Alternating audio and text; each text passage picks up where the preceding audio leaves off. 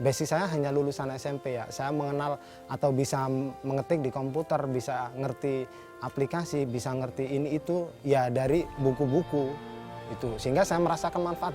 Saya sudah merasakan manfaatnya langsung loh. Kamu juga harus merasakan manfaat dari perpustakaan.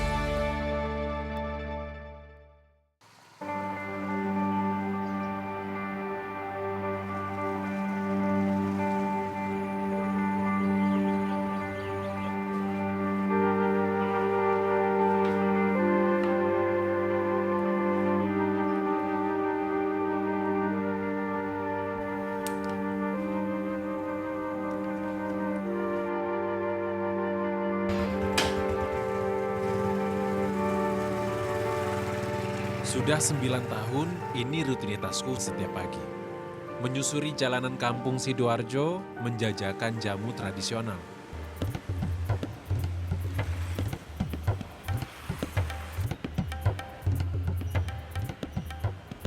Namaku Muhammad Fauzi, akrab dipanggil Fauzi. Mencari nafkah dari berjualan jamu jadi kegiatanku hampir setiap hari. Tapi aku bukan penjual jamu biasa. Karena ada puluhan buku kutaruh di bagian belakang rak jamu. Sebut saja jamu pustaka. Jamu pustaka itu sebelumnya saya sudah memiliki perpustakaan. Adapun kita merasa buku-buku ini kan sudah semakin banyak koleksinya. Sementara apa yang kita harapkan masih kurang maksimal.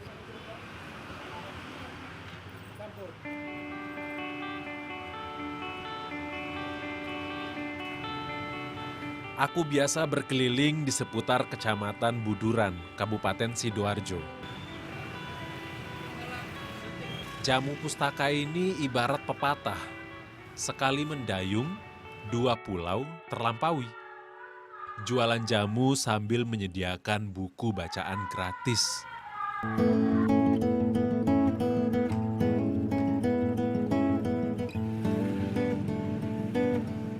Kalau keliling ini kan kita mengantarkan langsung kepada pembaca ya, secara otomatis sasaran kita juga langsung mengena terutama ibu-ibu yang memang kita harapkan mereka tidak punya waktu kesempatan untuk datang ke perpustakaan karena memiliki kesibukan. Awalnya tak sedikit warga yang mengira buku-buku ini kujual, tapi akhirnya mereka paham setelah kujelaskan. Bahkan jadi tertarik dan mau meminjam buku. Ya enak aja, ada bukunya untuk baca-baca, biar menambah pengetahuan.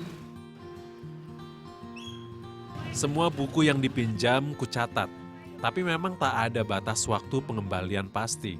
Kupersilahkan pembaca menyelesaikan bukunya. Kusebut ini sebagai upaya sederhana untuk mengajak lebih banyak orang gemar membaca.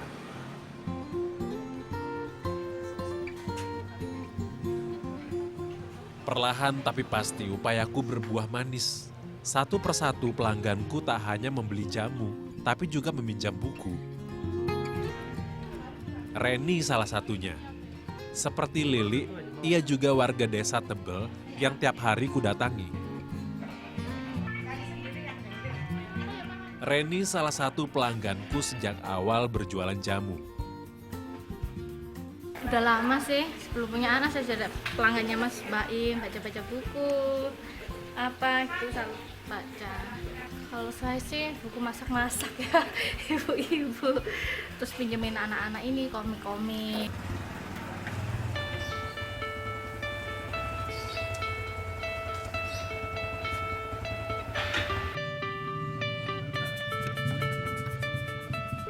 Ibu muda ini sehari-hari berkegiatan di rumah. Sibuk mengurus bayi tak lantas membuatnya melupakan buku. Sebisa mungkin dicarinya waktu luang. Reni sadar Buku bisa memberinya banyak pengetahuan baru. Banyak lah, banyak manfaat, banyak ilmu, pengetahuan apa, daur ulang dari kaleng-kaleng susu, bikin celengan, mainan gitu dari buku. Kebetulan halaman rumah Reni juga sering kujadikan tempat singgah, beristirahat sambil menunggu pembeli datang.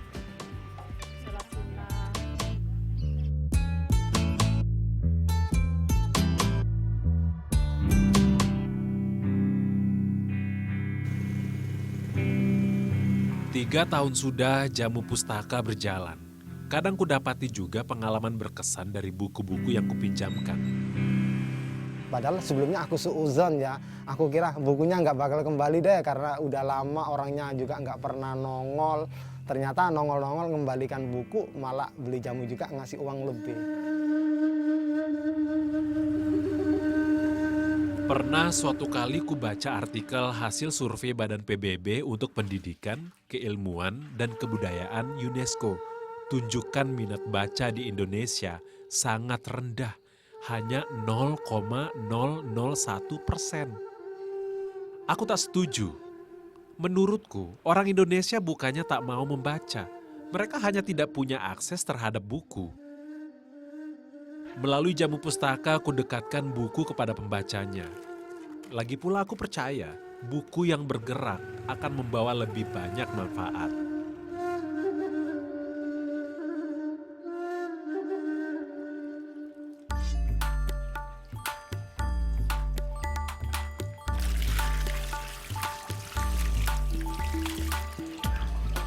Profesi sebagai penjual jamu kupilih bukan tanpa sejarah.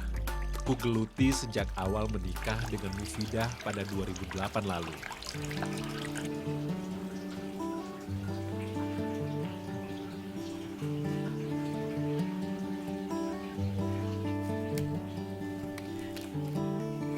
Ya tolong dibantu ya, benar-benar ya. Tak banyak keahlian yang kumiliki. Ilmu meracik jamu kudapat turun-temurun. Kebetulan juga pada saat itu kan baru rumah tangga, jadi kan mau nyari kerjaan juga nggak dapet, ijazahnya juga cuma SMP, jadi kenapa nggak nerusin usaha keluarga aja.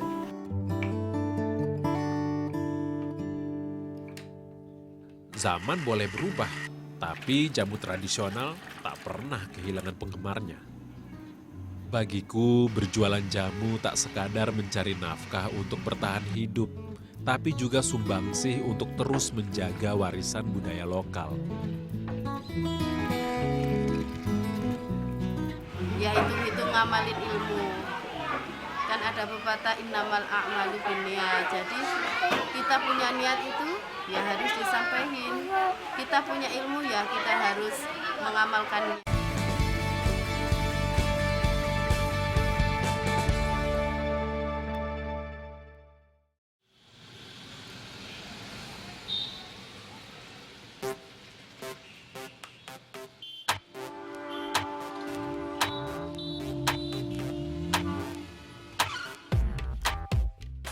Dikenal sebagai kota industri sekaligus salah satu penyangga kota Surabaya. Aku senang karena pemerintah kami cukup peduli dengan pendidikan.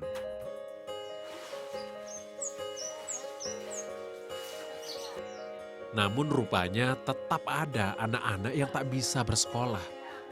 Biarpun SPP kini gratis, seragam dan lain-lain tetap saja butuh uang. Ingin coba membantu mereka yang kurang beruntung. Kuberanikan diri membuka sekolah gratis melalui Yayasan Bustanul Hikmah pada 2016. Beban hidup mereka sudah berat. Jangan sampai lagi mereka dibuat pusing atau stres hanya dengan urusan biaya sekolah. Kumanfaatkan rumah kami untuk anak-anak belajar. Meski kondisi apa adanya tak mengurangi antusiasme mereka menuntut ilmu. Sekolah yang kudirikan dari jenjang PAUD sampai SD. Di sini orang tua siswa tak perlu mengeluarkan uang untuk biaya apapun.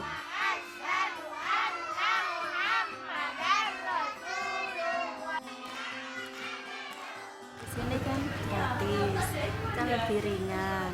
Ya sudah bisa belajar, sudah bisa menulis, menggambar, mewarnai.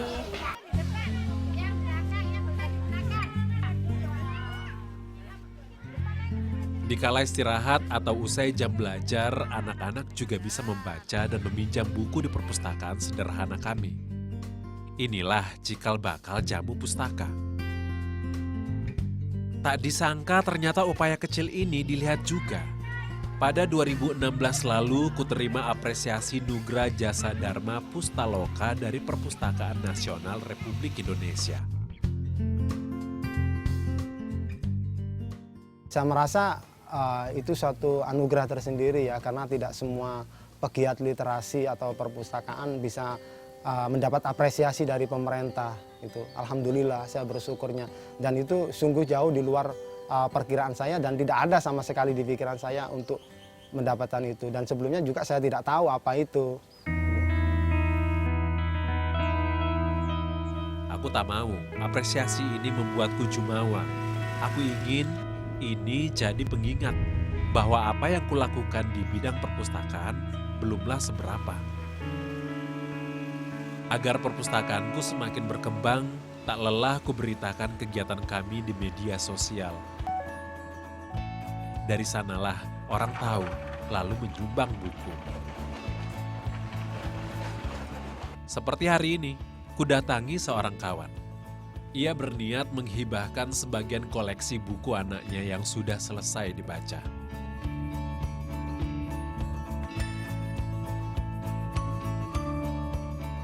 Bosen itu udah, kalau anak kecil kan biasa. Jadi ya udah saya kasihkan Mas Baim aja biar buat ngisi di perpus.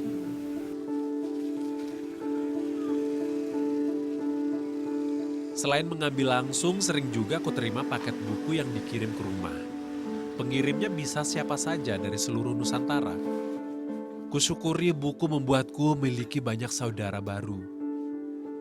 Kecintaan terhadap buku juga yang mendorongku dirikan perpustakaan desa pada 2011. Letaknya ada di samping rumah, tapi sayang kini keadaannya kurang terurus lantaran sedang ada kesalahpahaman dengan pemerintah desa. Mungkin sinergi kita yang masih kurang aktif lagi. Mungkin bagi saya perlu dikembangkan untuk sinergi dengan pemerintahan biar lebih in lagi gitu.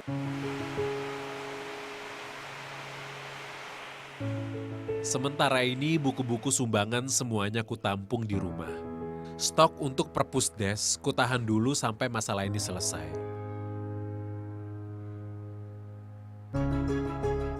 Kalau saya pengennya ya satu dari birokrasi ikut turun andil untuk membantu kegiatan kita, apa yang kurang gitu deh dibantu gitu, entah dari administrasi atau apa.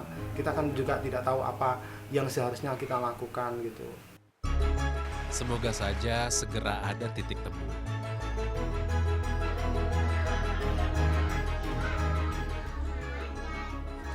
Jauh sebelum ada sekolah gratis, di rumah lebih dulu kubuka Taman Pendidikan Al-Quran pada 2008.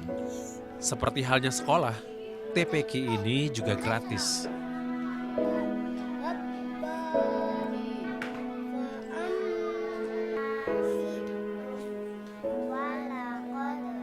TPQ lah yang jadi awal semua kegiatanku di bidang literasi dan pendidikan. Buku koleksi pribadi yang kutaruh di rak ternyata banyak dibaca anak-anak. Dari situ keinginan untuk menambah koleksi muncul. Kini alhamdulillah koleksi yang ada bisa kapanpun dibaca siswa sekolah biasa maupun TPQ. Ya hitung-hitung ngamalin ilmu. Kan ada pepatah innamal a'malu binniyat. Jadi kita punya niat itu ya harus disampaikan. Kita punya ilmu ya kita harus mengamalkannya.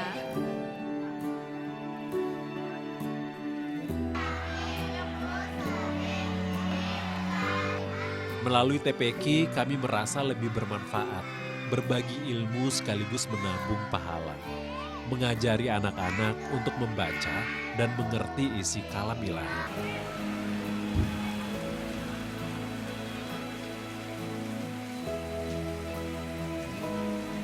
Indonesia tuh krisis orang jujur ya kan. Waktu itu mereka kan anak-anak, jadi kita pengen banget ngajarin anak-anak itu tentang penting banget kejujuran itu dari kecil.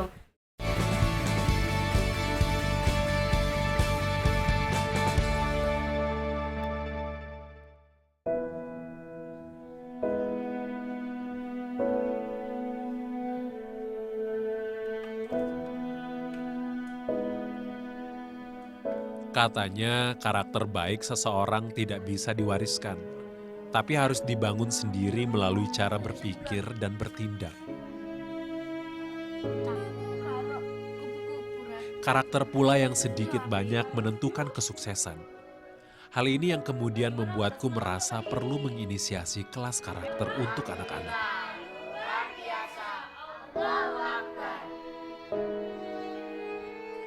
Jadi ini adalah suatu hal yang memang benar-benar baik dan harus dibiasakan, dan ketika mereka dewasa, ketika sudah terbiasa dari kecil, mereka sudah melakukan itu secara otomatis, refleks gitu. Ada teman-teman dari komunitas yang jadi pemateri. Kali ini kejujuran dipilih sebagai tema.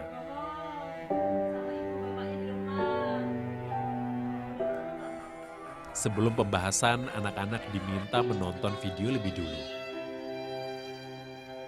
Sengaja dipilih kartun agar lebih dekat dengan dunia anak. Meski bahasanya sangat Jakarta, berbeda dengan keseharian kami di sini.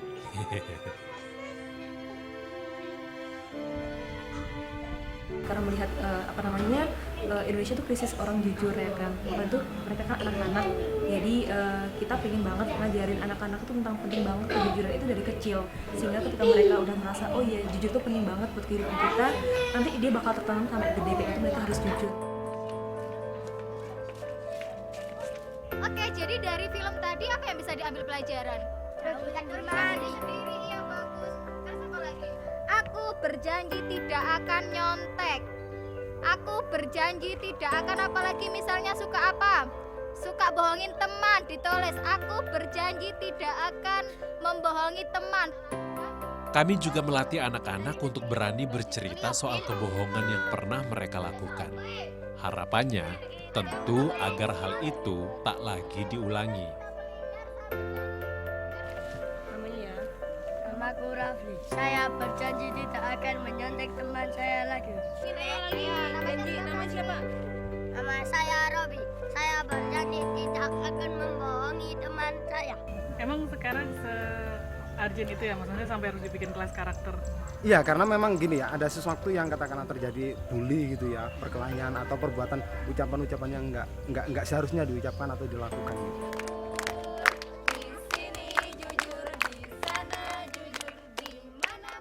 Karena kejujuran adalah modal untuk mendapatkan kepercayaan, sesuatu yang kini terasa mahal harganya.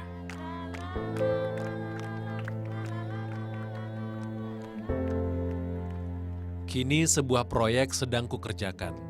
Kucurahkan semua ilmu dan pengalaman demi terwujud buku karya perdanaku. Nulis buku, saya sudah nulis beberapa buku, nulis bareng ya rata-rata. Jadi kalau yang ini kita nulis sendiri, mau kita selesaikan tentang perpustakaan, bagaimana cara mendirikan perpustakaan, bagaimana cara mempublikasikan, bagaimana cara mendokumentasikan, ada di dalam buku ini.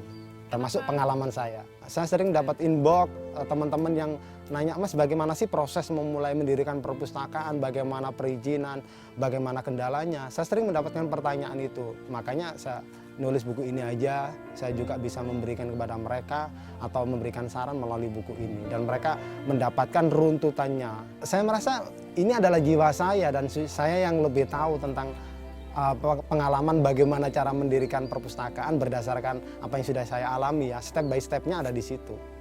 Saya sudah merasakan manfaatnya secara langsung, caranya bagaimana, kendalanya di apa, semuanya tertera di situ.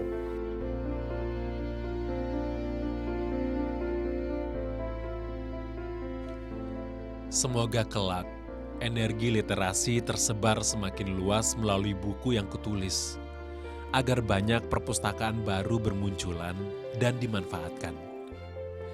Begitupun terhadap lingkungan sekitar rumah. Melalui jamu pustaka dan sekolah gratis, terus kurangkul warga untuk peduli dan berbagi soal literasi. Dengan membaca, seperti yang saya bilang, Iqra, di situ adalah kunci. Orang bisa tahu apapun, bisa tahu segala-galanya. Gitu. Bahkan untuk hal-hal yang tidak tahu, mereka bisa tahu dari buku-buku tersebut. Karena buku adalah gudangnya ilmu. Agar kecintaan terhadap buku dan pengetahuan perlahan mengakar, terutama pada anak-anak. Karena merekalah masa depan penerus cita-cita bangsa.